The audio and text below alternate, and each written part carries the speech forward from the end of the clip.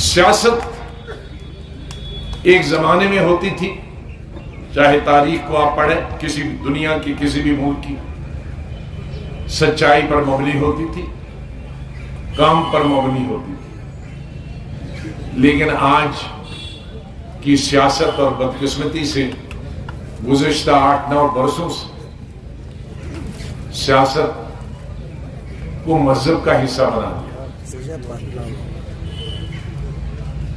हालांकि सियासत और मजहब दोनों इकट्ठे चलती हैं, लेकिन एक दूसरे में इसको मिला के नहीं चल सकते। दूध में पानी डाल के तो जा सकता है, लेकिन पानी में दूध डाल के नहीं बेचा जा सकता। आज पानी में दूध डाल के बेचा जा रहा है। मैं सियासत की बात कर रहा हूं, मैं हमारे दूध बेचने वाले भाइयों की बात नहीं कर रहा। हाँ। तो यही आज हाल। हम यहां, मेरे साथी, हम में से कोई हाफिज नहीं है, शर्मिंदगी की बात है हम सबके लिए कि किसी आदमी को तुम सियासी तौर पर उसका मुकाबला नहीं करो तो उसको मजहब के जरिए उसको नीचे गिराओ।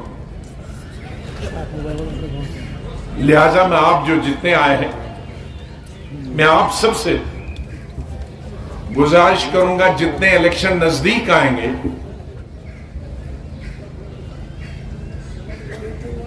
तो उतने लोगों को गुमराह करने की कोशिश की जाए।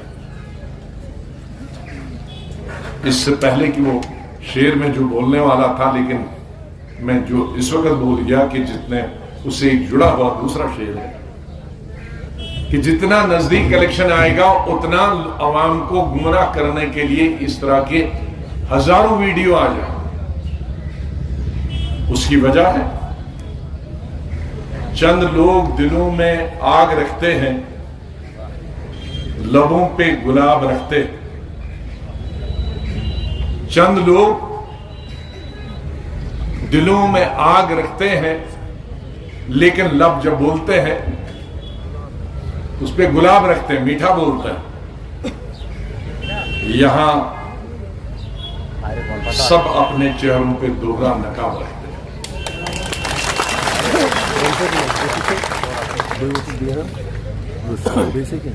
एक नकाब जो है देखने का, लेकिन उसके दूसरा नकाब है, दोहरा नकाब। तो इसलिए